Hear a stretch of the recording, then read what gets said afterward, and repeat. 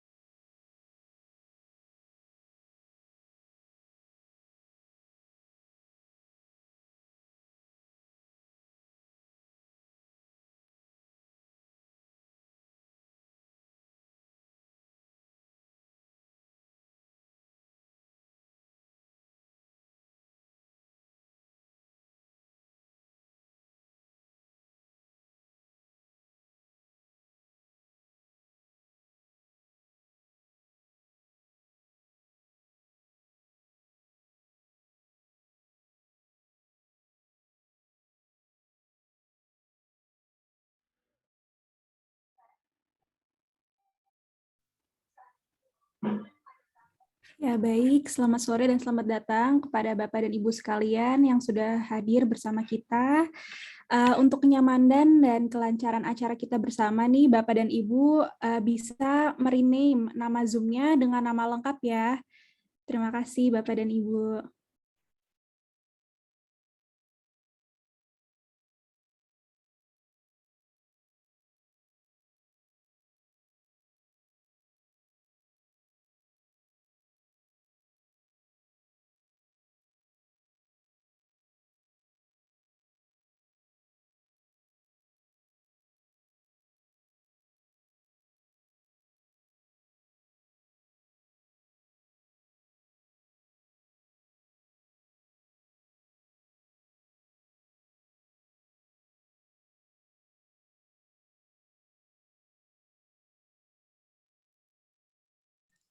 Ya, baik. Selamat sore Bapak dan Ibu dari Kampung Lio. Perkenalkan, saya Nazira sebagai MC yang akan menemani Bapak dan Ibu pada sore hari ini.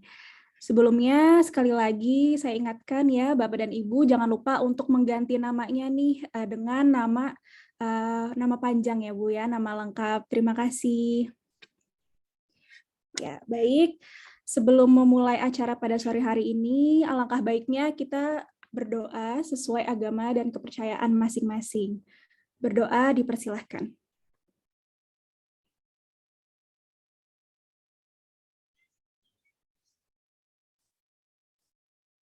Berdoa dicukupkan. Adapun rundown dari acara hari ini adalah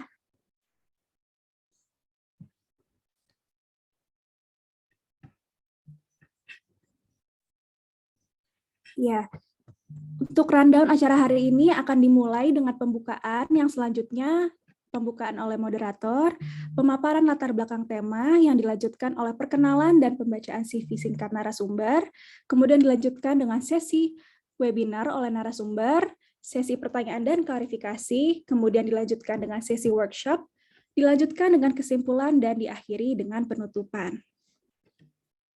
Baik, setelah ini akan ada sambutan sepatah dua kata dari Project Officer Mercusuar, yakni Syifa Adelia dan Amanda Harahap. Kepada Syifa dan Amanda, waktu dan layar dipersilahkan. Terima kasih Nazira. Assalamualaikum warahmatullahi wabarakatuh. Bapak Ibu dari Kampung Lio yang sudah hadir. Selamat sore Bapak Ibu sekalian. Perkenalkan, nama saya Syifa Adelia. Saya bersama teman saya, Amanda Harahap. Alhamdulillah tahun ini kami berdua diamanatkan menjadi ketua pelaksana dari acara penutupan Community Development di Kampung Lio.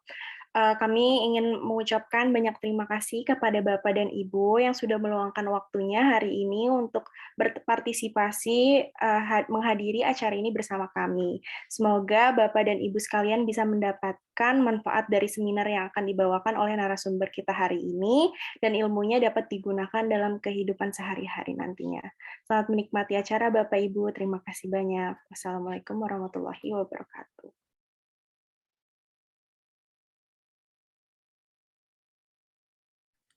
Sejak tahun 2016, IKM FKUI telah melangsungkan pengabdian masyarakat di Kampung Lio. Melihat ke belakang, telah dirancang berbagai bentuk wadah pengabdian masyarakat yang menyesuaikan berbagai kebutuhan warga Kampung Lio, di antaranya kegiatan Cherish dan Tinggi Cerdas. Di mana ada pertemuan, ada pula perpisahan. Setelah berjalannya program pengabdian masyarakat di Kampung Lio selama 5 tahun ke belakang, tibalah waktunya bagi IKM untuk berpisah dengan warga Kampung Lio. Meski begitu, jejak pendapat menunjukkan masih terdapat masalah dalam aspek kesehatan dan realita pandemi yang tak kunjung usai ini juga menambah beban permasalahan terkait aspek ekonomi dan pendidikan. Maka dari itu, lahirlah acara Mercusuar ini. Selamat menikmati Bapak dan Ibu.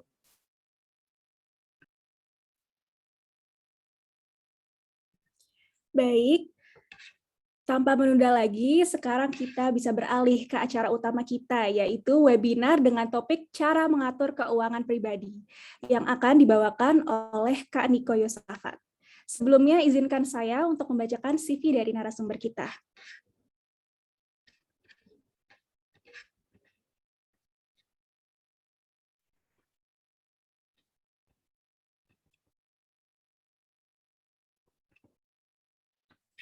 Ya, izinkan saya untuk membacakan CV-nya ya, Kak.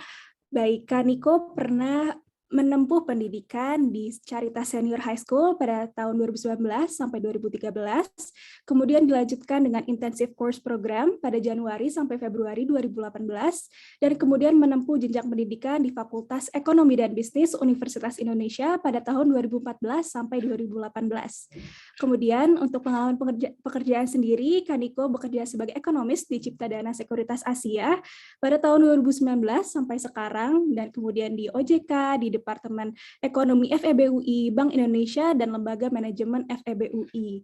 Adapun Kak Niko juga meraih beberapa penghargaan, salah satunya sebagai autor dari Indonesia 2045, Gagasan Ekonom Milenial Melihat Masa Depan, Antologi Iluni FEB UI. Dan juga Kak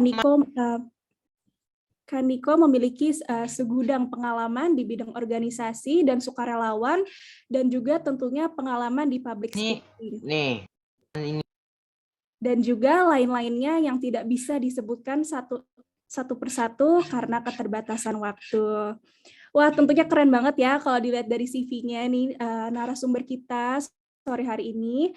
Baiklah, sebelum kita memulai pemaparan, Bapak dan Ibu diingatkan untuk bisa mematikan mikrofonnya nih Bapak dan Ibu. Dan jika ada pertanyaan selama pemaparan, Bapak dan Ibu bisa dipersilahkan untuk menuliskan pertanyaannya di kolom chat. Baiklah, langsung saja kepada Kak Niko Yosafat, waktu dan layar dipersilahkan. Oke, terima kasih Nazira. Halo, selamat sore Bapak Ibu semua, teman-teman panitia. Senang banget nih bisa diundang, bisa ngobrol-ngobrol bersama di webinar kita hari ini, khususnya dalam membahas mengenai gimana sih cara kita bisa mengatur keuangan pribadi. Nah, hari ini tentu nggak akan rumit-rumit nih, aduh kayaknya orang dengar kalau ngomongin tentang keuangan tuh, aduh pusing aduh kayaknya berat deh. Tapi ternyata sebenarnya enggak sama sekali berat, karena sebenarnya keuangan itu sudah kita terlibat dalam pengelolaan keuangan sebenarnya sedari kita kecil, dalam bagaimana cara kita menentukan nanti mau jajan apa ya, nanti kalau pulang naik angkot ongkosnya berapa ya, itu sebenarnya sudah merupakan perencanaan keuangan yang paling sederhana. Nah, hari ini kita coba bahas lebih dalam lagi tentang apa sih itu pentingnya mengatur keuangan dan bagaimana caranya kita mengatur keuangan. Nah, di sini aku akan coba share screen, di mana karena tadi ya aku udah janji kita nggak akan bahas yang berat-berat hari ini. Aku hari ini mau membahas tentang suatu film sebenarnya. Filmnya judulnya Escape Plan. Yang main ini Arnold Schwarzenegger sama Sylvester Stallone. Berapa tahun yang lalu aku lupa. Pokoknya ini cukup ngehits lah di beberapa waktu silam. Nah, hari ini kita akan ngebahas film ini aja sebenarnya. Nah, di dalam film ini intinya adalah dua orang ini mencoba untuk keluar dari lapas, dari atau kita sebut sebagai penjara lah, dari lembaga pemasyarakatan. Mereka ingin keluar dari lembaga pemasyarakatan yang sebenarnya sangat-sangat tinggi nih tingkat pengamanannya. Jadi pasti nggak mungkin ada yang bisa keluar. Tapi ternyata ujungnya mereka bisa keluar dari lembaga pemasyarakatan tersebut. Nah, gimana caranya? Nah, caranya nanti aku akan jelaskan, karena cara-cara yang mereka pakai ini bisa kita pakai juga untuk bisa mengatur pengelolaan keuangan kita. Kayak gitu. Nah, tapi sebelum itu aku mau ngasih tahu dulu. Jadi terkait dengan itu, aku akan membagi pembahasan kita selama 30 menit ke depan dalam 5 poin nih. Sebenarnya kita kabur dari apa sih? Kalau tadi kan mereka kaburnya dari lembaga pemasyarakatan nih. Kalau kita kan tentu ya sekarang nggak ada di dalam penjara gitu. Kita kabur dari apa nanti akan aku bahas. Lalu kedua, apa aja sih yang menjadi indikator atau penanda kita punya keuangan yang sehat? Lalu ketiga, tahapan apa aja nih yang bisa kita lakukan dalam melakukan pengelolaan keuangan. Lalu keempat, gimana caranya penganggaran, dan terakhir nanti tips dan trik. Nanti habis itu kita masuk ke bagian tanya jawab ya atau workshop. Nah, kalau ngomongin tentang perencanaan keuangan, sebenarnya nih ada apa ya? Ini bahasanya kayaknya ya meme atau gambar yang sering disebut, yang sering muncul nih di beberapa media sosial kita, di mana ada nih kayak seorang anak yang dari awal banget nih, katakanlah dia baru punya gaji atau baru punya sedikit penghasilan, lalu dia langsung tiba-tiba loncat ke investasi. Nah, sebenarnya dalam perencanaan keuangan itu ada tahapan-tahapannya. Yang paling pertama, kita harus menentukan tujuan keuangan kita. Tujuan keuangan ini apa sih? Tujuan keuangan itu sejenis, nanti 5 tahun lagi saya mau naik haji deh, atau bulan depan kayaknya pengen beli baju baru deh. Itu adalah tujuan keuangan. Nanti setelah kita punya tujuan-tujuan itu, kita catat nih di catatan pribadi kita, lalu kita tentuin harganya berapa sih, sama kapan kita mau beli baju baru tadi, atau kapan kita mau naik haji, dan berapa besar biaya yang dibutuhkan untuk bisa naik haji. Nah, setelah kita punya tujuan keuangan, baru deh kita bisa berlanjut kepada mengumpulkan dana darurat, atau di sini tertulis emergency fund. Nah, dana darurat itu apa? Itu adalah tabungan yang besarnya kurang lebih 3 kali dari pengeluaran bulanan kita. Misalnya nih, 1 bulan aku punya pengeluaran untuk belanja ini itu sebesar 2 juta. Maka aku harus punya tabungan sebesar 3 dikali 2 juta alias 6 juta yang adalah dana darurat aku. Dan nanti dana daruratnya bakal aku pakai untuk ini belanja ataupun dikeluarkan untuk sesuatu yang darurat. Misalnya tiba-tiba aku jatuh sakit, lalu misalnya nggak punya asuransi, maka 6 jutanya bisa aku pakai untuk berobat. Atau ada nih, ternyata misalnya orang tuaku atau teman baikku yang punya utang yang jatuh tempo, tapi kasihan dong, aku nggak bantuin, jadi akhirnya aku pakai itu dana darurat. Kurang lebih seperti itu yang benar-benar dipakai untuk hal-hal darurat. Setelah kita punya tabungan dana darurat tadi, lalu kita harus naik ke tangga selanjutnya, yaitu punya asuransi. Nah, di sini Bapak Ibu ada yang sudah, ini belum rutin membayar BPJS-nya. Nah, kalau misalnya belum, nanti bisa dicek nih. Ini Nazira senyum-senyum nih, udah bayar premi BPJS sebelum nih, nggak tahu ya. Lalu selanjutnya kita berinvestasi. Tapi hari ini kita nggak akan bahas investasi dan asuransi ya, itu mungkin nanti di kesempatan berikutnya. Di hari ini kita akan fokus di paling pertama dalam menentukan tujuan keuangan kita dan bagaimana caranya kita bisa mengatur keuangan kita agar tujuan keuangan bisa tercapai. Nah, kalau tadi kan di film Escape Plan tadi kan tadi tujuannya mereka berdua kabur dari penjara. Nah, kalau dari yang sekarang, kita kabur dari apa sih? Nah, menurut OJK, Otoritas Jasa Keuangan, tempat aku bekerja dulu, kami survei ke ratusan atau bahkan ribuan orang di Indonesia yang hasil surveinya menyatakan bahwa 31% diantaranya, alias dari 100 orang Indonesia, 31-nya doang itu yang yakin sama kondisi keuangan di masa tua mereka. Dan sisanya sebesar 69 orang dari 100 orang itu nggak yakin, kurang yakin sama kondisi keuangan mereka di hari tua. Dan inilah kita kabur dari fenomena ini. Sehingga harapannya setelah kita ikutan webinar di hari ini, kita menjadi 31 orang yang yakin nih sama kondisi keuangan kita di masa depan. Kenapa? Karena di hari ini kita akan belajar gimana sih caranya mengelola keuangan agar nanti di masa tua ataupun di beberapa tahun lagi kita tuh dengan penghasilan kita yang beda-beda, tapi kita masih bisa tetap punya yang namanya ketenangan jiwa karena kita tahu kita punya pengelolaan keuangan yang baik. Kita masih punya penghasilan yang di atas dari pengeluaran kita, kurang lebih kayak gitu. Jadi ini kita kabur dari ini dan cara kaburnya gimana? Terdapat nanti aku akan sampaikan di belakang. Nah, kalau ngomongin tentang keuangan kita, sebelum kita ngatur-ngatur, kita tentuin dulu kita sehat apa enggak. Di sini kan panitianya teman-teman dari FKUI ya, dari teman-teman kedokteran. Nah, mereka kan ngecekin nih, ini orang sehat nggak ya tubuhnya, aduh ini kok ada luka, infeksi nggak ya, kan yang teman-teman kedokteran pelajari adalah itu. Nah, kalau di aku belajar tentang kesehatan juga, tapi kesehatan keuangan. Dan ini bisa kita pelajari bersama. Dalam perencanaan keuangan, nggak melulu kita harus punya pendidikan anak ekonomi atau anak keuangan. Perencanaan keuangan itu bisa dipakai oleh siapa saja, bisa dipelajari oleh siapa saja, termasuk teman-teman FKUI dan Bapak Ibu sekalian di sini. Nah, yang paling pertama, untuk mengetahui apakah keuangan kita sehat, paling pertama kita harus pastiin apakah pendapatan kita, gaji kita, komisi kita, atau apapun itu namanya, lebih besar daripada pengeluaran kita per bulan apa tidak. Kalau misalnya sudah lebih tinggi nih pendapatan kita, artinya alhamdulillah bagus, tapi kalau misalnya ternyata lebih rendah, kan artinya tuh kayak apa ya, peribahasa lebih besar pasak daripada tiang ya. Nah, itu adalah sesuatu yang kurang sehat. Maka dari itu pastiin kalau misalnya pendapatan kita masih lebih rendah di bawah pengeluaran kita, maka kita harus bisa berhemat atau kita bisa meningkatkan pendapatan kita. Lalu yang kedua, dana darurat yang tadi ya, itu besarannya kan kalau tadi aku bilang 3 kali lipat dari pengeluaran kita per bulan. Nah, kalau di sini boleh deh 3 sampai 6 kali. Tapi kalau Bapak Ibu di sini ada yang sudah berumah tangga, sudah punya anak, maka bisa dibesarkan nih dana daruratnya. Jadi aku coba besarnya berapa? Besarnya 6 sampai 12 kali. Misalnya nih, aku sudah berkeluarga ya, sudah punya 2 anak misalnya. Nah, lalu aku punya pengeluaran untuk keluargaku dalam 1 bulan misalnya 3 juta. Maka 3 juta dikali 6. Berapa itu? 18 juta. Nah, artinya aku harus mengantongi sebesar 18 juta yang aku pakai untuk dana darurat.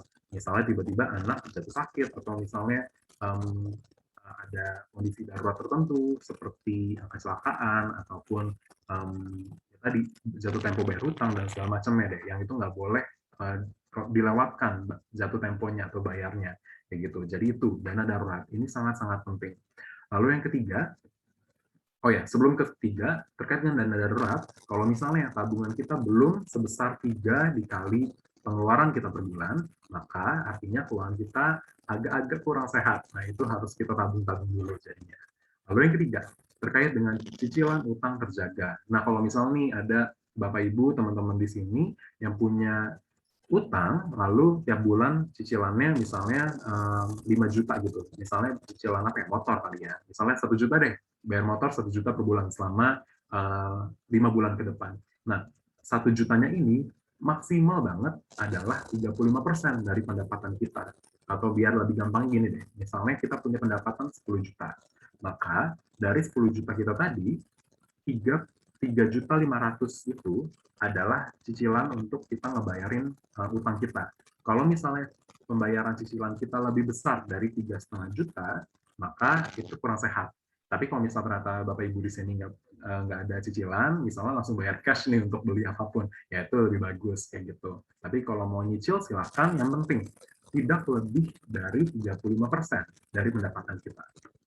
Nah, lalu yang terakhir adalah tabungan atau investasi rutin.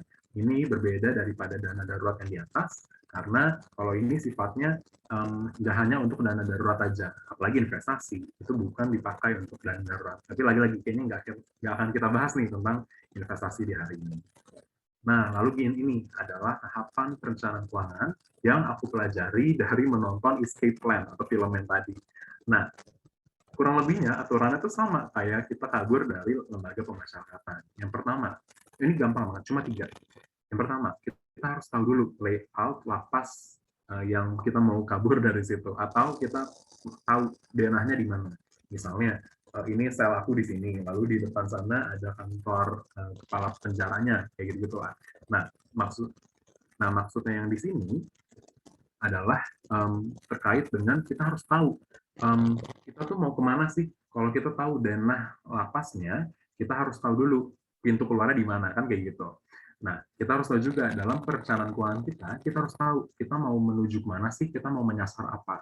Kalau tadi contohnya mau naik haji atau mau beli baju baru bulan depan, kita benar-benar harus tahu apa yang kita inginkan, apakah itu butuh apa enggak, kapan nih kita mau belinya, sama berapa besar sih harganya, berapa besar biayanya, kayak gitu. Nah, itu kurang lebih poin yang pertama, kita harus tahu benar-benar tujuan kita apa. Lalu yang kedua adalah kita mengobservasi rutinitas dari penjaga penjaganya, atau kita mengobservasi atau kita melihat ke diri sendiri. Kita tuh per bulannya dapat duit berapa sih, keluar duitnya berapa sih. Nah, kalau ini udah tahu, tolong banget nih Bapak Ibu teman-teman semua untuk mencatat apa aja sih pendapatan kita, berapa besar pengeluaran kita, agar nanti bisa dipakai untuk kita mengatur dan bikin penganggaran yang nanti akan kita bahas. Lalu yang ketiga adalah kita punya teman sesama napi untuk bisa kabur penjara. Oke. Nah, terkait dengan ini, oh ya, suaraku kalau misalnya tiba-tiba hilang, mohon dikabari ya. Oke, lanjut. Nah, yang ketiga, kita harus punya bantuan nih, dorongan internal dari diri sendiri ataupun eksternal. Kita bisa minta tolong teman kita, atau istri kita, suami kita, untuk bisa, tolong ingetin dong kalau misalnya gue nanti tiba-tiba boros. Tolong ingetin dong, ini harus dibayar nih cicilannya, kayak gitu-gitu. Itu bisa kita minta tolong ke teman-teman kita. Nah, untuk penganggaran, ini namanya rumus 40, 30, 20, 10. Di mana misalnya biar gampang aja ya, misalnya penghasilan kita 10 juta nih. Maka dari 10 juta konsumsinya tuh 4 juta. 40%-nya kan 40% dari 10 juta berapa? 4 juta ya. Nah, dari situ 4 juta ini kita pakai untuk makan, transportasi, untuk bayar cicilan rumah, bayar sewa kontrakan dan lain sebagainya. Lalu untuk kalau yang cicilan rumah tuh tadi yang masuknya ke 30% ya, gitu. Lalu yang habis kita konsumsi nih 40%, 30%-nya alias berarti 3 juta ya misalnya. 3 jutanya ini dipakai untuk bayar cicilan rumah, cicilan motor, cicilan panci kalau ada, ataupun kompor dan lain sebagainya. Terus 20% sisanya itu untuk tabungan. Jadi benar-benar kita pakai nih duit 2 juta tadi untuk ditabung, kayak gitu. Lalu yang terakhir adalah biaya sosial. Ini seperti apa? Seperti zakat, atau perpuluhan, ataupun misalnya untuk memberi santunan kepada tetangga kita atau saudara kita yang baru ada anggota keluarganya tutup usia, ataupun ada orang yang minjem duit dong, gue lagi ini itu nih. Nah, itu bisa keluar dari biaya sosial. Berarti maksimal 1 juta kalau gajinya 10 juta. Nanti tinggal disesuaikan aja nih sama penghasilan Bapak Ibu di sini. Nanti bisa deh kita melakukan yang namanya penganggaran ini. Nah, lalu paling pertama, langkah-langkahnya gimana sebelum kita bisa masuk ke 40, 30, 20, 10 tadi. Yang paling pertama, kita harus tahu dulu nih, pendapatan kita berapa. Nah, kalau misalnya pendapatan kan macam-macam ya. Kalau misalnya aku nih bikin bisnis, kadang kan suka naik turun. Maka itu dicatatnya benar-benar, misalnya bulan ini pendapatannya, misalnya pendapatannya harian nih, misalnya ya. Hari ini misalnya dapat 100.000, besok 80.000. Nah itu di total sampai nanti di bulan depan kita dapat nih hasilnya, oke ternyata gajiku sekarang dari penghasilan bisnis adalah 2.500.000, maka itu dicatat. Nanti bulan depannya begitu terus, intinya sih catat ya. Nanti setelah kita tahu pendapatan kita berapa, habis itu kita masuk ke langkah yang kedua, yaitu tentuin pengeluaran kita. Misalnya nih, hari ini kita habis jajan martabak. Aduh, di setiap webinar aku selalu menyebut martabak karena aku suka banget martabak. Nah, martabak harganya macam-macam. Ada yang dari 25.000 sampai ada yang 100-an ribu gitu. Nah, aku tahu karena aku suka martabak, jadi aku menganggarkan ke diriku sendiri maksimal beli martabak tuh sebulan sekali gitu. Terserah deh harganya berapa, tapi sebulan sekali. Biasanya sih aku juga nggak mau yang mahal-mahal banget ya, karena ya elah sayang amat sih untuk martabak doang masa mahal gitu. Nah, nggak cuma martabak yang bisa kita perlakukan seperti itu, tapi untuk pengeluaran kita yang lain. Misalnya kita jajan, misalnya habis beli kopi gitu di minggu ini. Nah, kita bisa nih bilang ke diri sendiri, udahlah sebulan 4 kali aja nih beli kopi yang macam kopi mahal misalnya, selebihnya kopi sasetan nggak apa-apa, gitu lah. Tapi nggak cuma yang kecil-kecil ya, tapi bisa nih pengeluaran macam bayar listrik per bulan kita catat berapa, nanti bayar air nih, beli isi ulang galon kita catat berapa, nanti semua itu di total, nanti kita udah tahu deh pengeluaran per bulan kita berapa. Lalu kita bandingkan keduanya, pendapatan kita tadi yang 2.800.000 misalnya sama pengeluaran kita tadi. Oh, ternyata pengeluaran kita 2 juta nih. Maka kan selisihnya ada 800.000 rupiah. Nah, 800.000 rupiahnya ini bisa kita tambahin sebagai tabungan kita kayak gitu. Nah, lalu di akhir setelah kita tahu pendapatan kita berapa, kita tahu pengeluaran kita berapa, ternyata pendapatan lebih besar, habis itu kita tentukan limit atau anggarannya kayak gitu. Misalnya misalnya cuma bisa nih bayar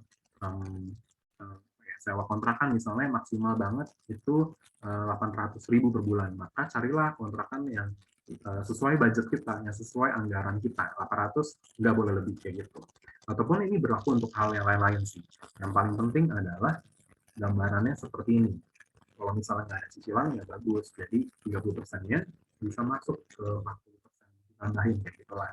Atau kalau mau ditambahin ke tabungan kita, itu juga akan lebih baik. Nah, lalu ini ada tips dan trik. Yang paling pertama, agar penganggaran kita berhasil, agar perencanaan keuangan kita bisa berhasil, kita bisa tentuin dulu yang paling pertama target keuangan. Yaitu tadi ya, tujuan keuangan. Misalnya yang tadi contohnya naik haji ataupun beli baju baru. Nah, kita yakini pada diri sendiri, kita benar-benar butuh itu apa enggak. Misalnya 3 bulan lagi, aduh, kayaknya mau ganti HP nih, karena HP ku yang sekarang udah lemot. Nah, itu tentuin benar-benar. Kita dalam membeli HP ini, kita benar-benar butuh apa tidak. Kalau misalnya nggak butuh-butuh banget, kalau misalnya masih mau beli ya silahkan, tapi mungkin diundur aja, jangan 3 bulan, tapi mungkin 8 bulan lagi. Karena duitnya bisa kita pakai untuk diputar lalu jadiin bisnis kan, kayak gitu. Ataupun diputar untuk bisa menjadi tabungan, nanti lama-lama bisa jadi investasi. Nah, kalau misalnya kita udah punya target keuangan, itu harus benar-benar kita catat. Habis kita catat, kita lihat nih ke pengeluaran kita yang lain. Misalnya lagi langganan Netflix, ataupun lagi mau mau beli ini susu untuk anak kayak gitu. Nah, mana nih yang lebih penting, beli HP apa nabung untuk beli susu anak? Tentu beli susu anak ya pasti. Nah, maka dari itu kita yakin ini mana yang lebih penting sehingga itu yang kita utamakan. Kalau memang beli susu anak lebih penting, maka kita fokus dulu aja ke situ. Nggak usah ke yang lain-lain ya, selama itu belum terlalu penting kayak gitu. Nah, itu juga terkait dengan poin yang kedua.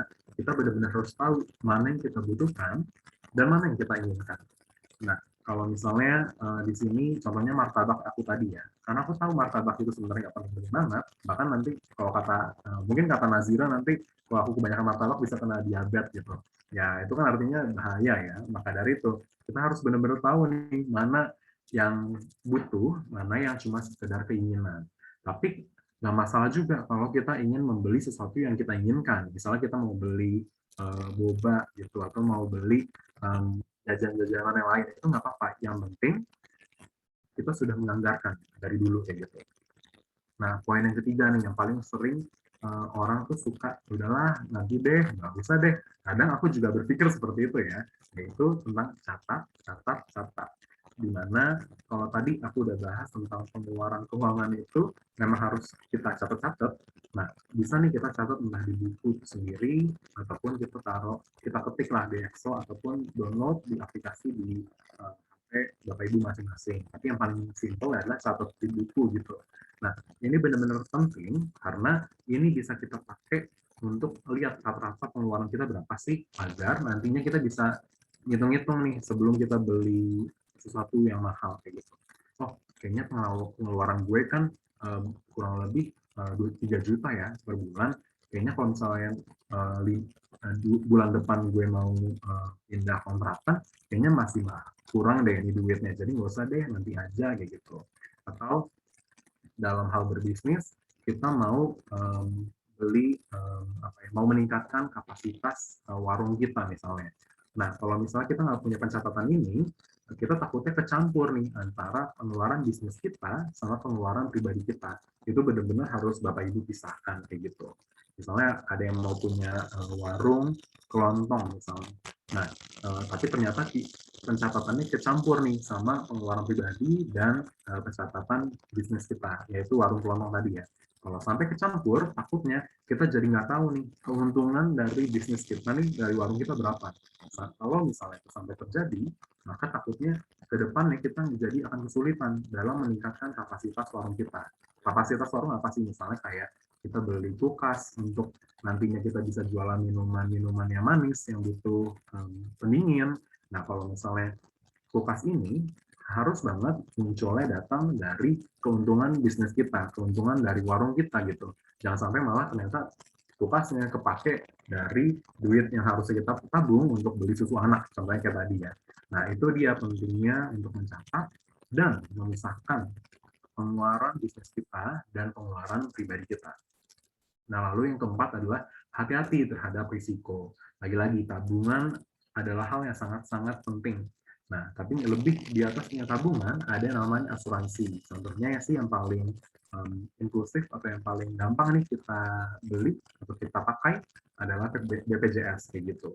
Nah, pada saat kita tahu kita dapat BPJS, tolong Bapak Ibu semua, teman-teman di sini untuk bisa bayarin preminya secara rutin. Karena kita nggak ada yang pernah tahu suatu saat kita akan sakit apa. Kita nggak ada yang pernah tahu kecelakaan sewaktu terjadi ke kita kapan. Karena ya contohnya kemarin terdapat kejadian ya, dua artis Indonesia mengalami kecelakaan. Siapa yang nyangka coba? Tapi ternyata mereka sudah punya asuransi dan pada saat mereka tutup usia, anak mereka akan dapat asuransi sehingga itu bisa membantu kehidupan si anak ini untuk beberapa tahun ke depan. Kurang lebih lah kayak gitu. Tapi nggak cuma asuransi jiwa, ada yang namanya asuransi kesehatan dan macam-macam. Itu nanti kita bahas di webinar lain deh, kalau misalnya pada tertarik. Jadi begitu. Ada 4 hal ini yang bisa kita pakai untuk menjaga agar pengelolaan keuangan kita bisa berhasil ke depannya, sehingga tujuan keuangan kita akan tercapai. Nah, ini aku punya podcast, nanti bisa didengerin deh di Instagram, bisa dicek namanya Ide Ekonomi, di mana ini kita bisa dipakai untuk belajar terkait dengan keuangan dan topik-topik ekonomi lainnya.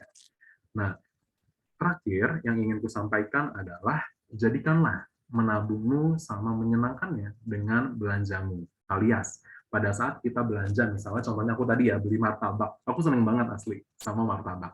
Tapi, aku harus tahu bahwa kesenangannya itu harus kusamakan pada saat aku menabung. Pada saat aku taruh uangku di tabungan, aku harus punya kesenangan yang sama seperti itu.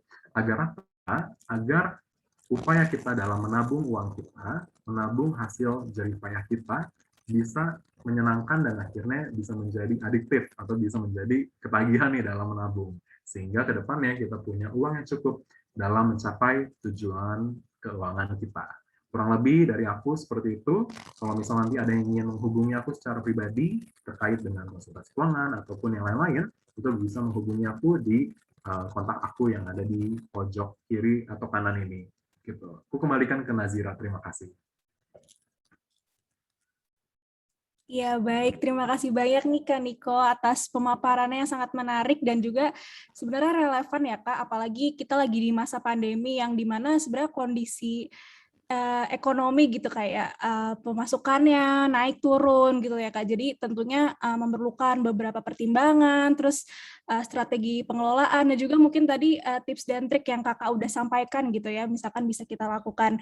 Jujur saya sendiri pribadi jadi belajar banyak juga Kak, aku di sini jadi ikutan belajar gitu, apalagi tadi ada beberapa yang ditekankan gitu ya Kak, kayak misalkan kita tuh harus pendapatan kita tuh setidaknya harus 3 kali dari pengeluaran kita gitu, dan sebenarnya mikir ini tuh kita beli itu ada esensinya nggak sih, apa cuma pengen doang, apa kayak lapar mata doang gitu ya. Dan kayak tadi kayak Kak Niko kayak martabak gitu, atau mungkin aku suka boba atau gimana gitu, itu jadi jujur aku jadi ini sih Kak, mikir-mikir lagi nanti kalau misalkan mau beli gitu ya. Ya baik, mungkin di sini udah ada beberapa pertanyaan yang masuk gitu ya ke panitia, dan tapi bisa aku persilakan juga kepada Bapak dan Ibu kalau misalkan ingin bertanya langsung, boleh langsung aja nih, Bapak dan Ibu boleh lewat kolom chat, raise hand, atau mau langsung ngomong gitu juga nggak apa-apa Bapak dan Ibu. Kalau ada yang mau didiskusikan terkait dengan keuangan, boleh banget. Nggak cuma pertanyaan ya, atau misalnya ada yang nggak setuju nih sama yang tadi, kayaknya jangan 40% deh. Nah, itu bisa nanti kita bahas.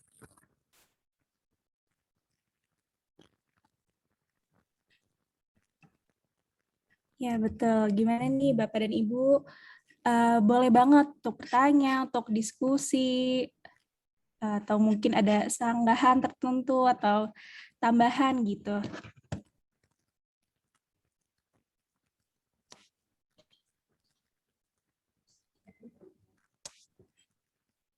Kalau begitu mungkin aku langsung bacain aja ya pertanyaan pertama. Ini tadi ada yang masuk, kadang kita beli barang mahal itu untuk investasi nih Kak. Jadi sebaiknya itu berhemat saja atau sekalian untuk konsumsi jangka panjang. Gitu Kak. Oke. Oke. Jadi maksudnya berhematnya ini maksudnya nggak beli si barang mahal tadi ya. Oke. Terkait dengan investasi, tentuin dulu nih, kita mau beli barang apa. Kalau misalnya yang contohnya investasi adalah emas, kalung emas, anting emas, ataupun sesuatu yang kira-kira nanti harganya akan naik, itu silakan aja. Yang penting, pengeluaran kita atau kebutuhan kita tuh udah terpenuhi dulu sebelum kita beli barang-barang investasi tadi kayak gitu. Jadi pastiin bahwa kita sudah punya uang untuk susu anak, uang untuk bayar listrik bulan depan, itu harus ada. Setelah itu baru deh kita bisa beli si kalung emas tadi ataupun barang-barang lain yang kira-kira harganya naik. Kalau misalnya lebih dalam ya ngomongin tentang tabungan emas, reksadana, saham dan lain-lain ya. Nah, tapi kayaknya nggak kita bahas hari ini. Nah, tapi kalau misalnya kita mau beli sesuatu yang kira-kiranya kita anggap itu mahal lalu bisa menjadi investasi, misalnya kayak beli tas branded nih, tas mewah. Nah, takutnya karena tas itu kita simpan sama diri sendiri, kan mungkin akan beda ya. Kalau kita nyimpan emas di bank ataupun di lembaga lain, kan itu pasti mereka sudah punya penyimpanan yang lebih aman dibanding kita. Takutnya kalau kita nyimpan tas, takutnya kecipratan air lah, keberat sama sesuatu yang benda tajam, ataupun lain-lain. Itu kan akan menurunkan harganya ya. Nah, tapi kalau terkait dengan barang yang seperti tas tadi, bisa jadi harganya malah akan turun kemudian hari. Sehingga itu bukanlah investasi yang baik. Sehingga yang paling utama nih dalam menjawab pertanyaan barusan adalah pastiin barang ini nanti harganya akan naik apa enggak. Nah, kalau terkait dengan emas sendiri, sebenarnya sekarang harganya lagi cukup tinggi gitu. Tapi nanti seiring dengan pemulihan ekonomi, nanti harganya akan turun. Jadi kalau mau beli emas, saran aku pribadi, jangan sekarang-sekarang ini. Ya mungkin bisa dimulai di awal tahun depan lah kayak gitu. Karena mungkin ini agak terlalu dalam ya pembahasannya, jadi nanti aja. Jadi intinya untuk emas, menurutku sekarang itu bukanlah investasi yang baik. Tapi mungkin beda cerita nih kalau kita beli emas di awal 2022. Karena harganya nanti udah turun, sehingga 2022 dan kedepannya harapannya harga emas akan naik kayak gitu. Jadi untuk pertanyaan Nazira tadi ya boleh investasi, yang penting kita tahu dulu nih harganya bakal naik apa enggak, sama pastiin itu bukanlah investasi yang bodong ya, karena kan banyak tuh orang-orang yang kejebak sama investasi bodong gitu. Baik, terima kasih Kak Niko. Semoga terjawab ya Bapak dan Ibu tadi yang bertanya. Baik, sebelum kita lanjut ke pertanyaan kedua nih, tadi Ibu Sri Utami sempat raise hand ya Bu. Ibu ingin bertanya, boleh Bu?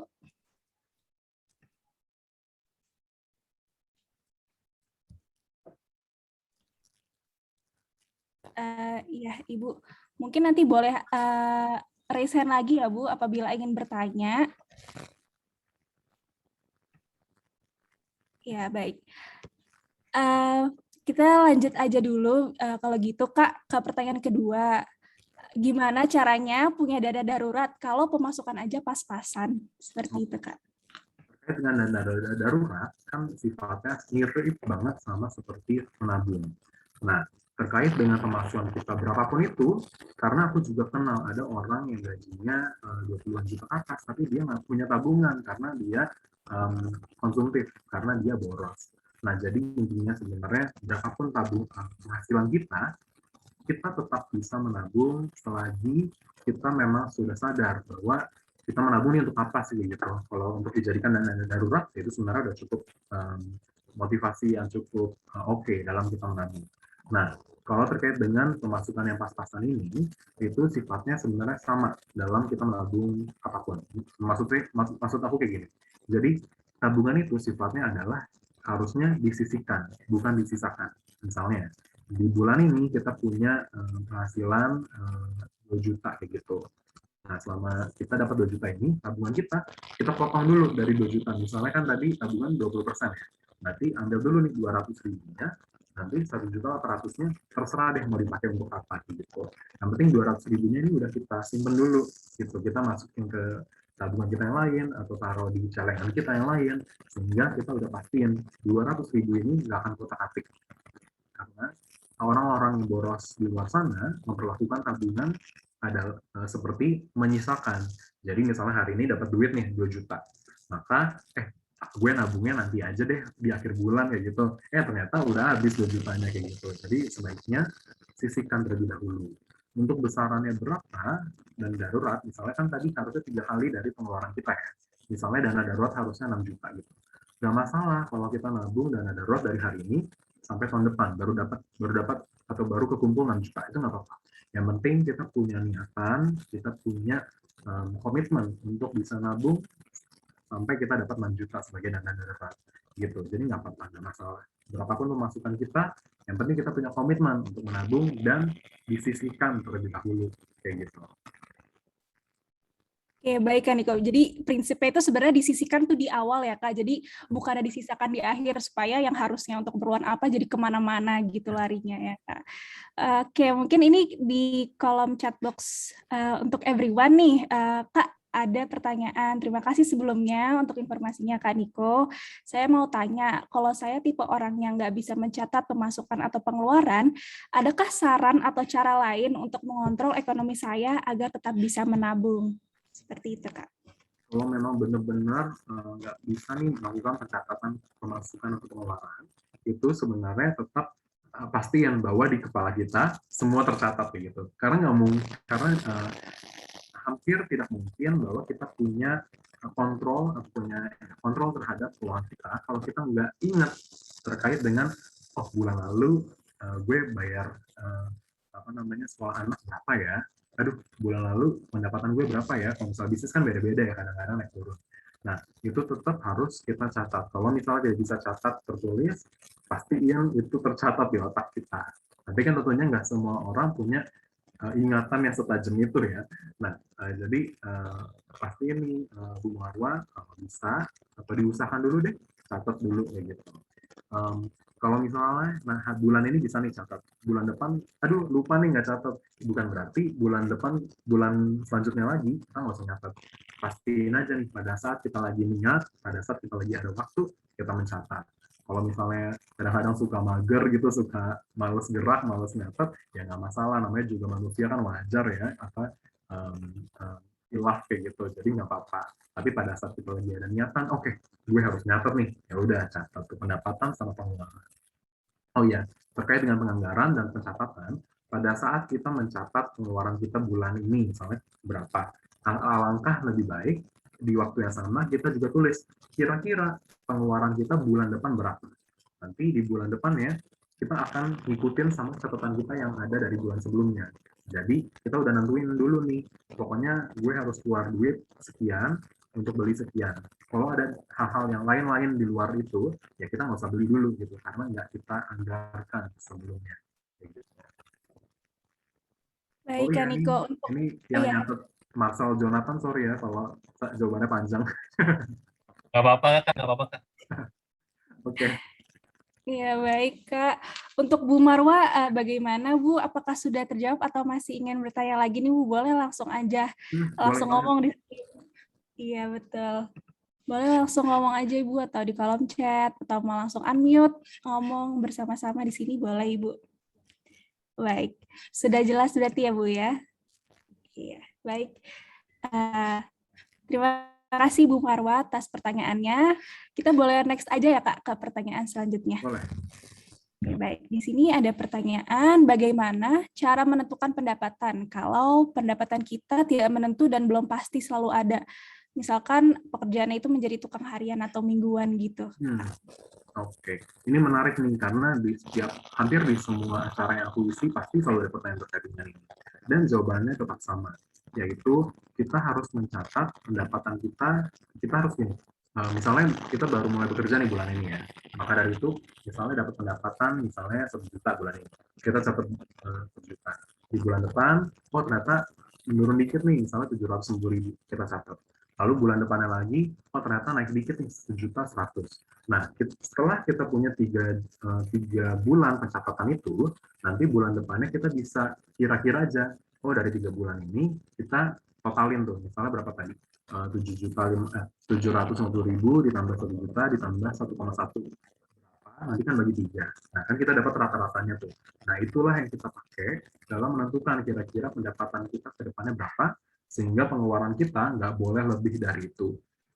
Nah, tapi kalau misalnya pendapatan tidak menentukan, kita benar-benar, yang namanya nggak menentu ya, kita benar-benar nggak tahu nih, bisa jadi jaraknya selisihnya bisa jadi lebih dari 500.000 atau bisa gede banget kayak gitu. Nah, maka dari itu pada saat kita dapat pendapatan yang sifatnya tidak menentu ini, kita harus tabung baik-baik agar tabungannya ini bisa kita pakai pada saat ternyata pengeluaran kita di bulan depan lebih besar daripada pendapatan kita yang ternyata lagi turun kayak gitu. Jadi benar-benar tabungan itu penting banget. Jadi kalau misalnya nih kan kalau pendapat misalnya tukang harian atau mingguan kan kadang-kadang di akhir proyek nih misalnya habis dapat duitnya turun tuh gede. Nah itu jangan sampai kita takabur untuk langsung beli ini deh, ternyata duitnya habis untuk bulan depan pada saat proyeknya belum jalan kayak gitu. Jadi pastiin pas dapat duit gede itu jangan takabur, langsung kita tabung kayak gitu. Baik, Kak Niko. Jadi sebenarnya menghitung rata-rata penghasilannya gitu ya, Kak, dan memperkirakan gitu ya, penghasilan bulan-bulan depan tuh seperti apa, dan misalkan udah pendapatan di bulan itu kita jangan langsung di-spend semuanya, dikeluarkan semuanya gitu ya, Kak. Nah, oh ya, sama aku mau nambahin sih.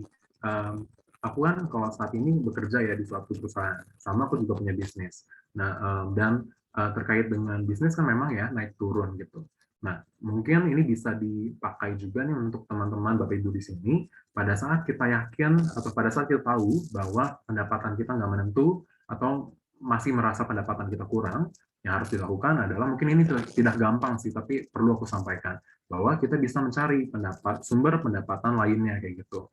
Yang mungkin salah satunya kan dengan cara kita menambah kemampuan kita ya.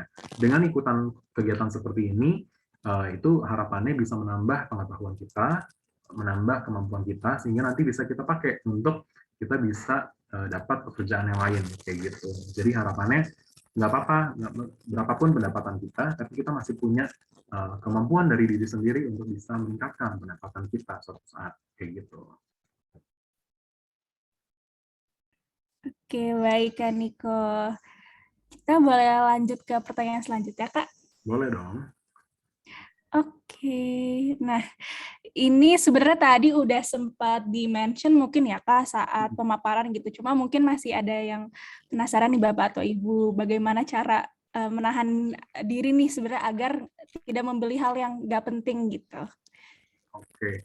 Nah, kan tadi yang di tips dan trik yang terakhir kan kita harus bedakan antara kebutuhan sama keinginan. Misalnya, Siva mikir, aduh, kayaknya bulan depan oke nih gue beli lipstick baru. Tapi pertanyaannya, penting nggak ya beli lipstick baru di bulan depan?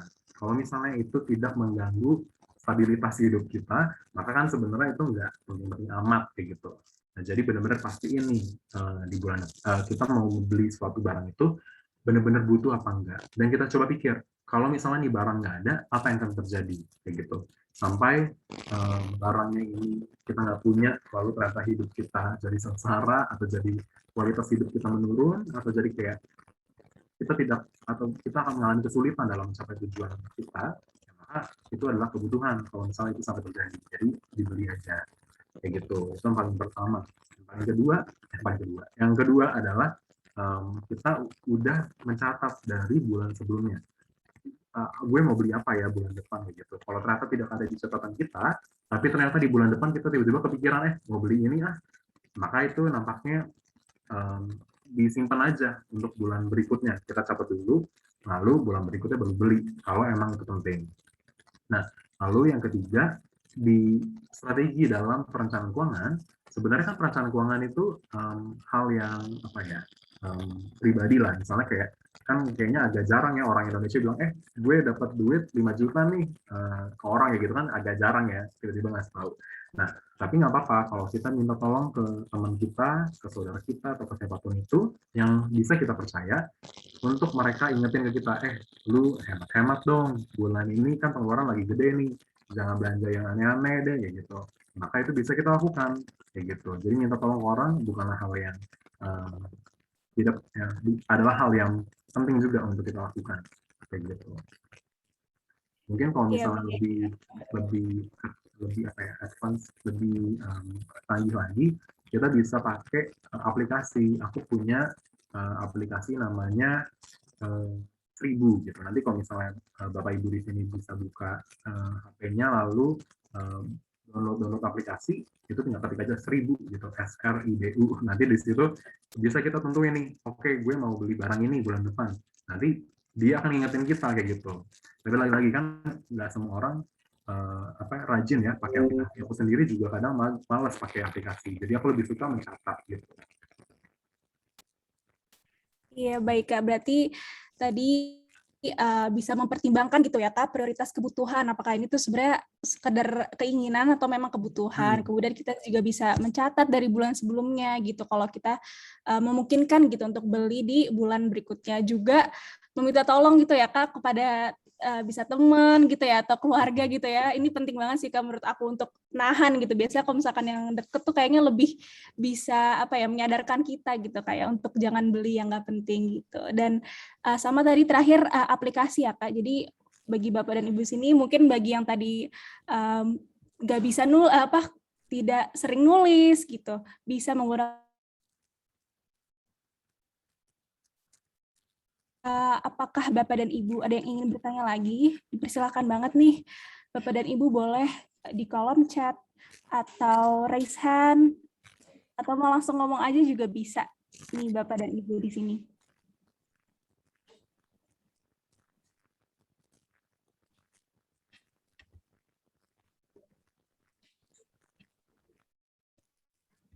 Mumpung kita masih ada waktu nih kurang lebih 10 menit nih, kita masih ada sisa waktu. Bapak dan Ibu apabila ingin bertanya, berdiskusi, atau mungkin tadi ada yang kurang sesuai gitu, bisa banget nih Bapak dan Ibu.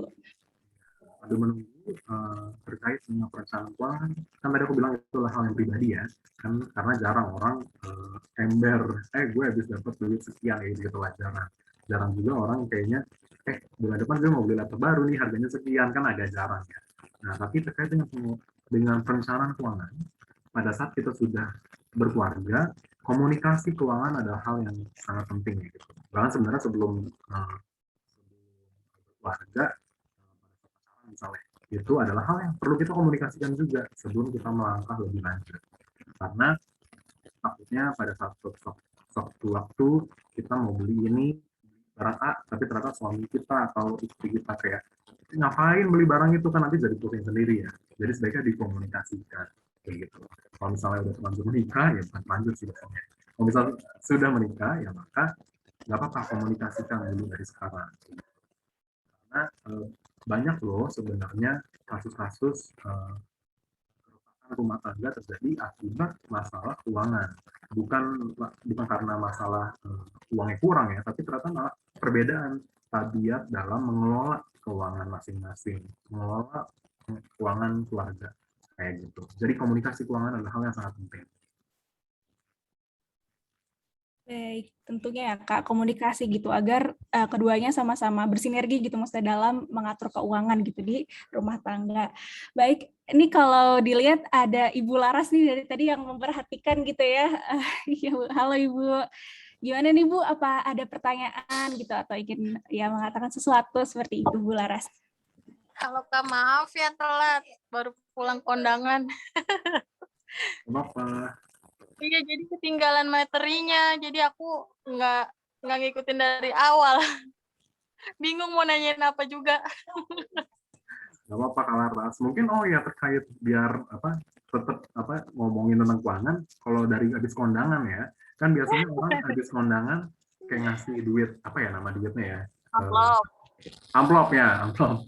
Nah, itu bisa kita kaitkan ke materi kita yang tadi pada saat yang tadi 40, 30, 20, 10. Si amplop untuk kondangan tadi, ya kalau bisa nggak lebih dari 10% dari pendapatan kita. Kayak gitu. Habis itu besok aku juga ada kondangan nih, jadi makasih loh Mbak Laras sudah ngingetin. Iya Kak, kalau nggak kan jadi lupa ya. Iya, nggak enak udah diundang, nggak kasih amplop.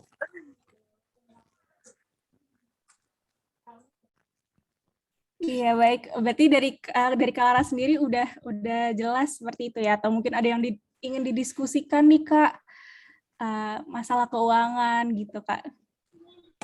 Nggak ada sih Kak, alhamdulillah. Alhamdulillah. Ini bukunya baru sampai. Makasih ya Kak. Sama-sama Kak. Ya, ini Kak Niko ada yang berterima kasih gitu ya di kolom chat dari Ibu Windy. Jadi termotivasi untuk mempraktekkan dengan yang terpenting niat gitu untuk mengatur keuangan. Sama-sama Bu Windy. Baik, terima kasih Kak Laras, Bu Windy. Mungkin Bapak dan Ibu lain apabila ingin bertanya masih ada kesempatan mungkin ya bisa terakhir. Sepertinya tadi udah cukup banyak ya pertanyaan yang masuk ke panitia, juga yang menyampaikan di kolom chat. Baiklah, kalau begitu terima kasih banyak nih Kak Niko atas pemaparannya yang sangat menarik. Kita semua di sini panitia dan juga peserta juga sama-sama belajar gitu ya Kak. Karena keterbatasan waktu, sesi pertanyaan kali ini juga terakhir gitu ya. Dan selanjutnya adalah dilanjutkan dengan sesi workshop dengan kasus seperti berikut. Mungkin bisa aku baca terlebih dahulu.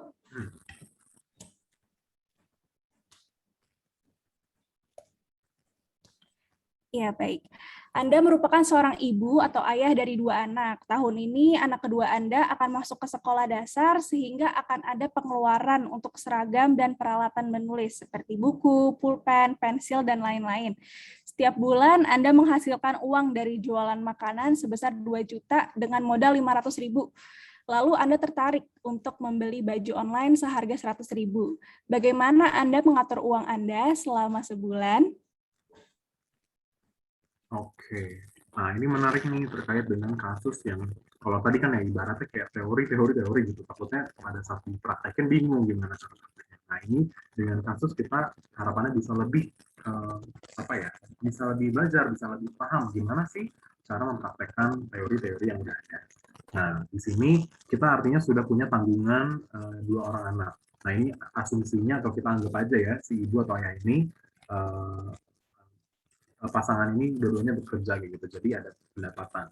Nah, lalu ternyata si anak keduanya mau masuk sekolah nih, lalu ada pengeluaran yang berlebih.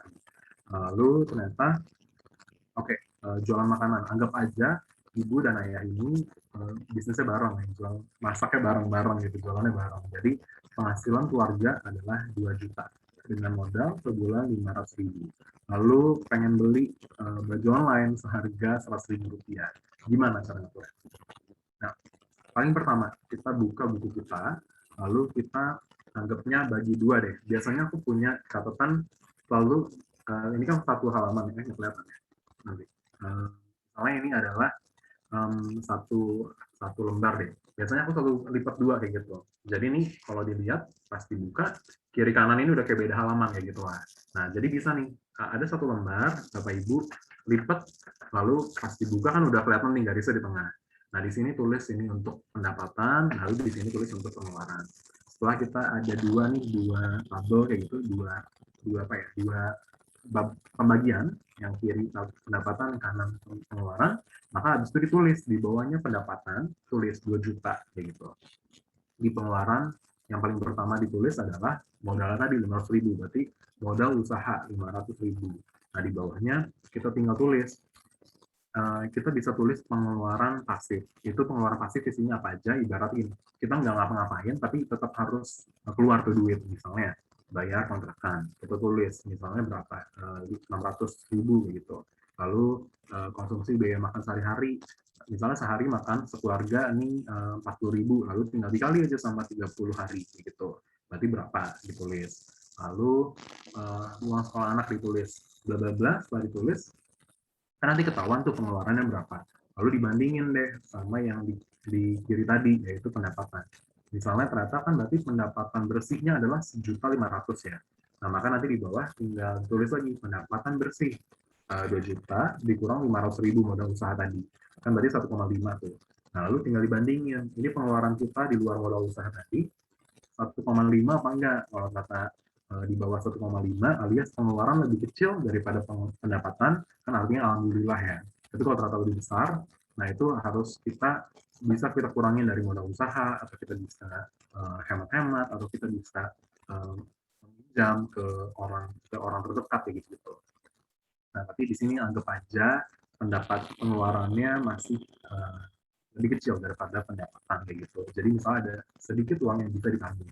Nah, untuk kita bisa membeli si buku, bukan pensil, dan lain-lain ini, yang harus kita lakukan pertama-tama adalah kita cari tahu dulu harganya berapa. Seragam dan peralatan menulis ini kita tulis lagi nih di bawahnya lagi. Di pengeluaran tadi kan ada, kan halamannya panjang ya, gitu. Di bawahnya lagi tulis seragam sama peralatan menulis. Peralatan menulisnya ini kita pecah lagi, isinya apa aja sih, buku, bukan pensil. Kita catat di situ, harganya berapa. Misalnya seragam, harganya, aku nggak tahu ya, misalnya aja 50.000 gitu. Lalu peralatan menulis, kita tulis. Habis kita tahu misalnya harganya 10.000, 5.000, kita cek dulu. Kita sebenarnya udah punya nggak sih peralatan menulis ini? Kalau udah punya, pakai aja.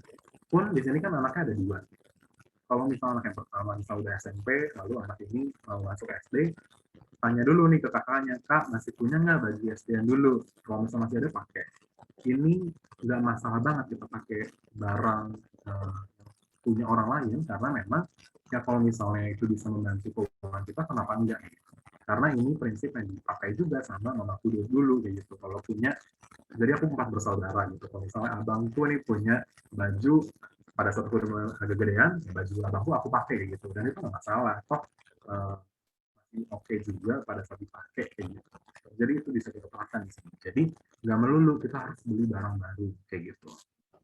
Nah, lalu kalau misalnya ternyata nggak ada nih barang yang punya kakaknya bisa dipakai untuk si ade ini, maka kita kan harus beli.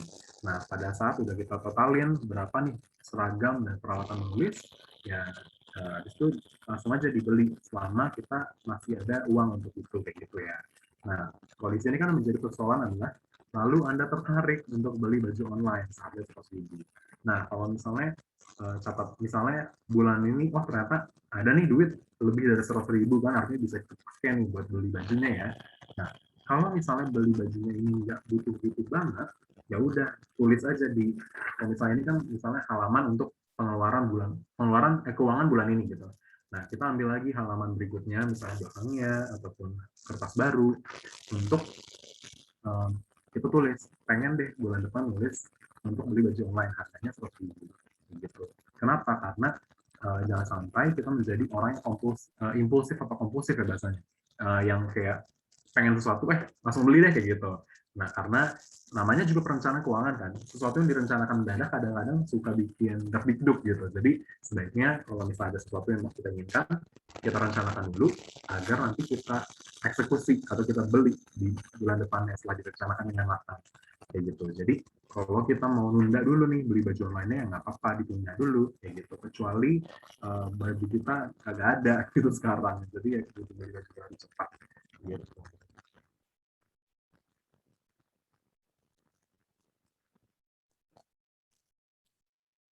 Mungkin gue kembalikan ke Nazira. Atau kalau misalnya ada yang mau dibahas lagi dari kasus ini, boleh banget. Siapa? Oh, beli susu. Iya, baik.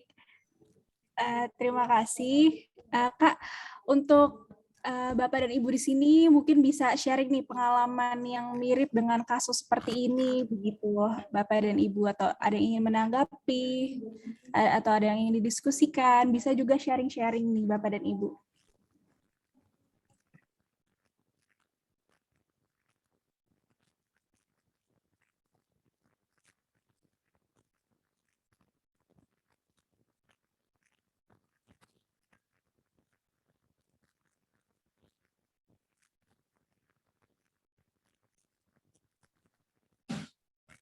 Boleh nih Bapak dan Ibu di sini sharing untuk kasus yang mirip mengatur keuangan seperti ini ya di saat ada beberapa pilihan tertentu. Nanti dari panitia dikasih hadiah nih Bapak dan Ibu. Gak bohong ini. Banget. Ayo tanya biar dapat hadiah. Atau mungkin tadi nih Ibu Sri sempet ya tadi kalau nggak salah sempet ke unmute gitu ya. Pas banget saya dengar tuh beli susu gitu. Relevan banget nih Bu, bisa nih Bu coba sharing-sharing mungkin atau bertanya gitu ya Bu, seperti di kasus ini.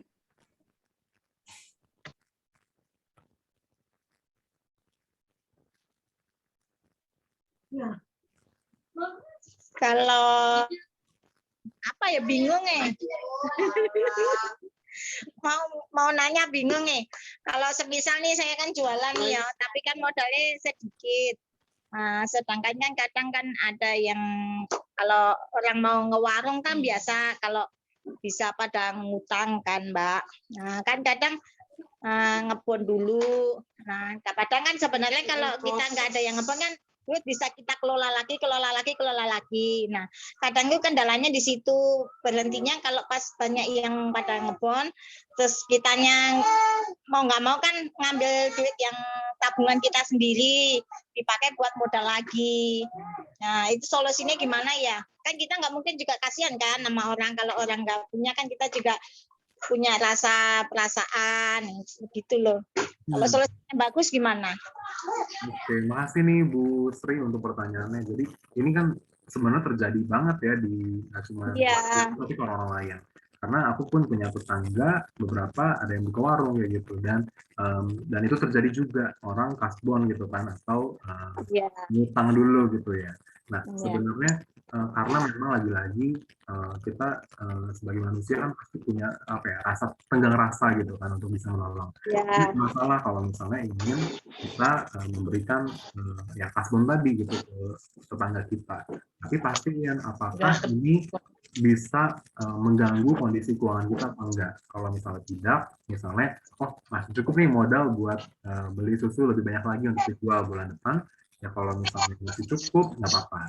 Tapi kalau saran dari aku biar bisa lebih aman nih kasbonnya, mungkin bisa banget Bu Sri ataupun ibu yang lainnya di sini pastiin misalnya 1 bulan aku ngejatahnya 5 kali aja deh ngekasbonin orang berapapun itu kayak gitu.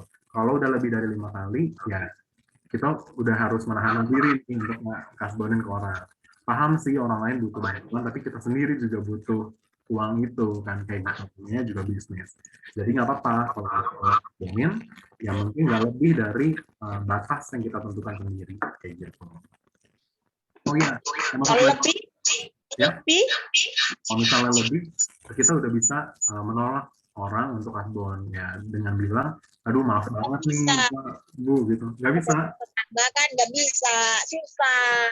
Nah, kalau misalnya itu terjadi, di bulan berikutnya kalau misalnya ketemu lagi nih sama si tetangga itu, nggak apa-apa untuk menagih kasbonnya kayak gitu, karena bisa jadi dia udah punya pendapatan nih, lalu akhirnya nanti duitnya bisa dibalikin. Nanti dari situ nanti kan duitnya akan mutar kayak gitu. Tapi tetap kalau sebisa mungkin nih diusahain banget nih Bu Sri untuk bisa menahan-nahan agar nggak bisa kasbon ini Nggak bisa. Saya mau nggak bisa, nggak tegaan. nggak tega. Justru itu tuh. Benar. Mas ya. Nggak Justru itu tegaan. harus ditahan-tahan. Justru itu tuh uangnya jadi nggak jalan ya Mas. Ditahan-tahan aja Bu. Ya. Beli apa? Bu, itu ada yang langsung beli tuh Bu. Iya. Bu Sri gimana nih Bu? Udah jelas ya Bu ya? Udah. Tapi semoga saya bisa jadi yang seperti yang Mas saran. Amin ya Bu, semoga bisa. Memang awalnya nggak mudah, tapi bisa dicoba dulu. Ya. Baik, terima kasih Ibu Sri. Ada lagi nih Kak di kolom chat dari Ibu Novianti. Kalau kasusnya pendapatannya sangat pas-pasan, bahkan kurang, sampai mungkin pinjam. Apakah masih kita harus sisihkan nih untuk menabung Kak Niko? Padahal uang yang harusnya kita sisihkan untuk menabung bisa untuk bayar kebutuhan yang lain. Seperti itu. Terima kasih Bu Novi untuk pertanyaannya. Kalau misalnya udah benar-benar uang yang kita pakai untuk makan, minum, bla bla bla, itu dari hasil pinjaman, yaitu tabungnya nanti dulu deh gitu. Malah kalau bisa tabungannya kita pakai dulu sebelum kita minjem orang. Karena takutnya yang namanya pinjaman kan bisa jadi contohnya kayak Bu Sri tadi, ternyata orang yang meminjamkan kekurangan juga nih, butuh juga duitnya kayak gitu. Jadi pastiin tabung sebelum kita minjem, kita pakai dulu tabungan kita sendiri kayak gitu. Jadi kalau misalnya kita habis minjem ya kita nggak perlu nabung lagi, nggak perlu disisihkan duitnya kayak gitu.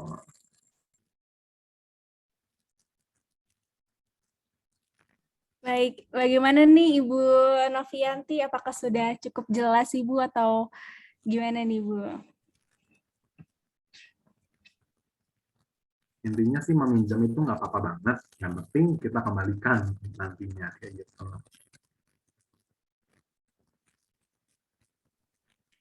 Baik, gimana nih Bu? Udah cukup jelas sih Bu? Sudah kan Niko? Terima kasih. Sama Bu Novi. Terima kasih juga untuk Ibu Sri Utami dan Ibu Novianti. Nih jangan lupa ya Ibu untuk menghubungi panitia atau nanti dihubungi oleh panitia karena akan ada ya karena akan ada hadiah dari kami. Iya, ada yang ingin ditanyakan Ibu Sri? Dapat dari Tokopedia. Oh iya Ibu. Ya, Ibu nanti dapat hadiah lagi nih Bu. Alhamdulillahirabbil alamin. Iya Ibu. Jadi sebagai bentuk apresiasi ya Bu dari kami atas keberanian Ibu Sri dan juga Ibu Novianti gitu ya udah berbagi, udah bertanya juga seperti itu. Ya. Baik, sebelumnya saya pengen nanya kesan-pesan dulu nih mungkin kepada tadi ada Ibu Rahmawati ya yang sempat ngomong juga itu. Gimana nih Bu? Saya. Sebelahan, Mbak. Oh, sebelahan ini Bu. Ya, tetanggaan. Cuman kita beda usaha. Malah. Usahanya lewat Gimana online. nih Bu?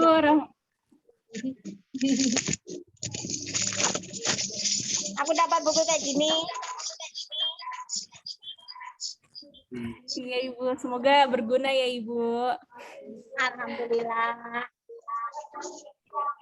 Iya. Atau mungkin Ibu Windy nih, Ibu Rahmawati atau Ibu Windy ingin menyampaikan pesan-pesannya nih dari acara tadi pemaparan dan juga workshop ini nih Bu. Ada yang ingin disampaikan seperti itu Bu?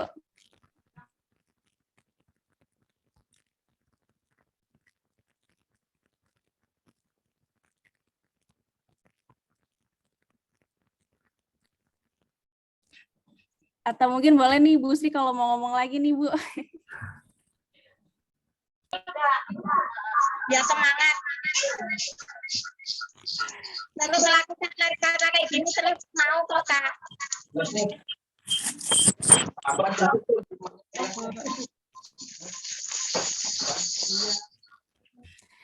Ya baik, dari Bapak dan Ibu yang lain nih mungkin dari Ibu Laras, Ibu Lismawati. Iya, biar tambah semangat aja, Mbak. Biar sukses dalam usaha maupun belajar. Amin, terima kasih. Semoga dapat bermanfaat ya Ibu. Bu, kalau Amin. boleh tanya nih Bu, kalau dari acara ini di sore hari ini apa nih Bu yang paling menarik dari tadi awal sampai sekarang nih Bu? Kalau saya Pas pertanyaan aja, jadi ada wawasan. ada pemasukan. Oh gitu ya Bu. Kita namanya warung pasti ada yang begitu yang tadi saya tanyakan. Iya Ibu, jadi bisa ini ya Bu. Saya bertanya juga ya Bu dengan apa yang Ibu alami gitu ya sekarang jadi nambah wawasan juga. Ya baik, terima kasih banyak nih ibu-ibu udah rame bertanya dan juga sharing juga. Baiklah, dengan begitu berakhir juga sesi webinar dan workshop pada kali ini. Saya izin untuk membacakan kesimpulan pada hari ini ya, sehingga Bapak dan Ibu di sini bisa nih mengingat kembali apa yang telah disampaikan oleh Kak Niko. Baik, tahapan dalam perencanaan keuangan adalah penentuan tujuan keuangan, pengumpulan dana darurat, dan juga pembayaran asuransi. Indikator kesehatan keuangan menjadi hal yang perlu dicek secara berkala. Penanggaran keuangan menggunakan peraturan 40, 30, 20, 10. Ingat, bedakan kebutuhan dan juga keinginan. Dan tabungan menjadi hal yang penting. Dan juga lain-lainnya ya tentunya pesan dan kesan yang disampaikan oleh Kak Niko tadi. Seperti itu ya, tadi sudah cukup banyak. Seperti itu. Baiklah, untuk Kak Niko sendiri, apakah ada pesan atau kesimpulan terakhir nih Kak untuk Bapak dan Ibu di sini? Oke, mungkin aku mengulang aja bahwa pastikan bahwa upaya kita dalam menabung sama serunya kayak upaya kita pada saat lagi belanja-belanja. Jadi harapannya tabungan kita serunya tuh sama kayak pada saat kita lagi jajan ataupun yang lain, agar kita nantinya ke depan punya tabungan yang cukup, nanti bisa dipakai sewaktu-waktu pada saat dibutuhkan. Dan terkait dengan perencanaan keuangan, ya pastikan bahwa kita melakukan dulu dari sekarang. Lagi malas-malas nggak apa-apa, yang penting kita lakuin aja dulu. Kayak gitu, yang penting pada saat kita lakukan, nantinya kita bisa terus komitmen dalam nyatet-nyatet, nanti akhirnya kita punya perencanaan keuangan yang baik. Kayak gitu.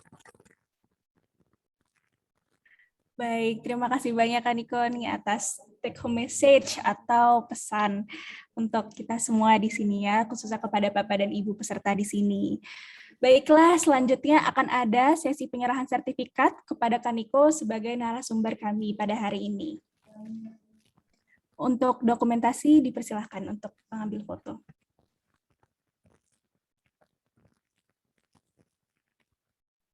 Oke, aku screenshot ya. 1, 2. Oke, udah.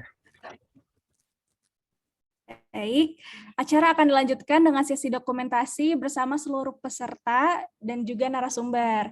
Peserta di sini dimohon Bapak dan Ibu untuk menyalakan kameranya nih Bu, karena kita akan berfoto bersama.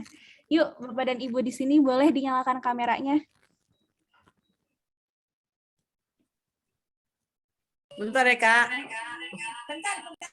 Bentar. Iya, Gimana? Nyalain kamera. untuk Ibu Novianti, mungkin Ibu apabila dapat menyalakan kamera, bisa nih Bu.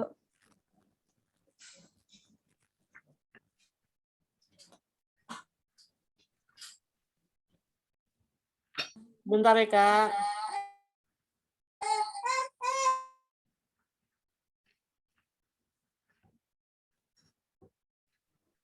untuk tim dokumentasi bisa langsung.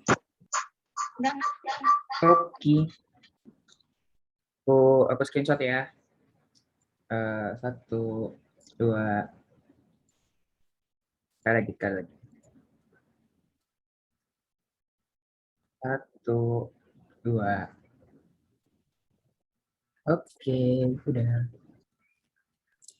Baik, terima kasih. Sebelum mengakhiri acara pada hari ini, peserta Bapak dan Ibu di sini dimohon untuk mengisi formulir nih Bu, formulir kepuasan pada link yang tertera di layar atau yang dikirimkan melalui chat Zoom nih ya, Bapak dan Ibu, dimohon untuk diisi ya. Baik, kita sudah berada pada penghujung acara, karena pada awal acara kita memulai dengan berdoa bersama, maka alangkah baiknya kita tutup juga dengan berdoa. Berdoa di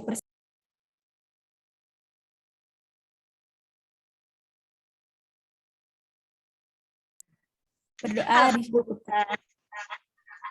ya Bapak dan Ibu, jangan lupa ya Bu nih, tadi mungkin ada yang tertarik ingin kalau ada acara seperti ini lagi mohon diadakan ya Ibu. Jangan lupa nih Bu, ada acara selanjutnya minggu depan nih Bu, tanggal 13 November 2021 mengenai cara memulai dan mempertahankan bisnis di masa pandemi. Informasi selanjutnya akan kami sampaikan di grup WhatsApp ya Bapak dan Ibu. Oke. Akhir kata, terima kasih banyak kepada Kak Niko selaku narasumber yang telah bersedia meluangkan waktunya ya Kak untuk membagikan ilmu untuk kami semua di sini. Terima kasih juga kepada para peserta, Bapak dan Ibu di sini yang sudah hadir bersama-sama. Ya, saya Nazira mewakili segenap panitia pamit undur diri. Mohon maaf apabila terdapat kesalahan. Terima kasih dan sampai bertemu di webinar selanjutnya. Waalaikumsalam warahmatullahi wabarakatuh. Banyak Ibu-Ibu. Sampai jumpa lagi Ibu-Ibu. Iya. Semangat ya Kak, sukses. Iya Bu, amin. Makasih ya Bu doanya. Iya. Semangat ya Bu jualannya Bu. Semangat. Semoga acara nanti yang akan datang lebih menarik dan lebih bermanfaat ya. Amin Ibu, terima kasih banyak. Sehat terus. Sehat terus ya Kak. Sehat selalu Bu. Kak, kamu ikutan. Gimana? Bu, itu artinya didaftarkan untuk Boleh Bu, nanti anaknya daftar acara anak Bu. Nanti Ya, si Akmal ikut kan. Alhamdulillah. Suaranya di grup. Saya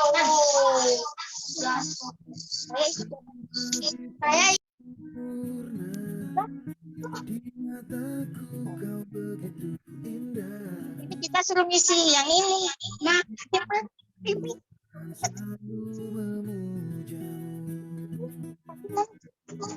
Inilah.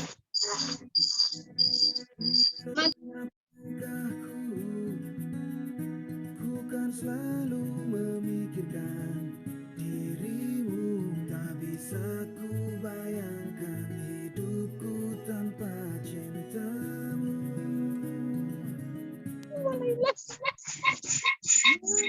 Kau tinggalkan diriku, takkan mampu menghadapi semua. Makasih kakak-kakak teman-teman panitia. Keren banget. Makasih semuanya. Makasih juga nih ke PJ kita hari ini. Cinta, ya Allah, terima kasih. Keren banget. Nazira juga udah keren banget MC-nya. Terus tadi sebenarnya pada keren-keren semua sih tadi, udah pada jago-jago banget sama job desk-nya masing-masing. Boleh tak? Kita jadi nge-eval duluan. Oke. Makasih Cip sama Manda udah bridging-nya asik. Oke, awalnya aku mau ngucapin makasih banget ke teman-teman. Ya ampun, sumpah aku kaget warganya aktif juga walaupun emang di awal-awal harus dipancing-pancing dulu. Makasih untuk Nazira yang udah jadi MC-nya keren banget. Terus maaf ya kalau misalnya ada kekurangan-kekurangan. Untuk Nain yang udah share screen, Nabil yang udah bantuin recordnya boleh di stop dulu aja sebenarnya.